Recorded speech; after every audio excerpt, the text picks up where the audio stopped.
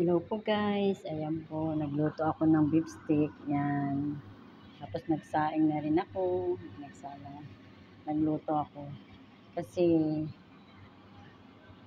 wala kasing hindi namin gusto yung pagkain doon sa ano, ginawa doon. Kaya nagluto kami ng sarili namin pagkain, yan. Ako ng beef steak. Yung beef steak yan.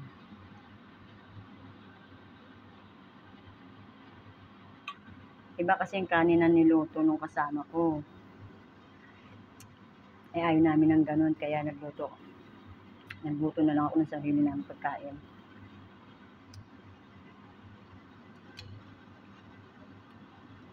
Yan.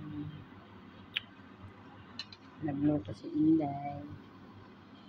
Nagsaing pa. Yan. Yummy, yummy. Minsan pag hindi namin gusto yung pagkain doon sa nagluluto kami ng sarili namin. Sarili namin pagkain. Bye-bye na. Thanks for watching.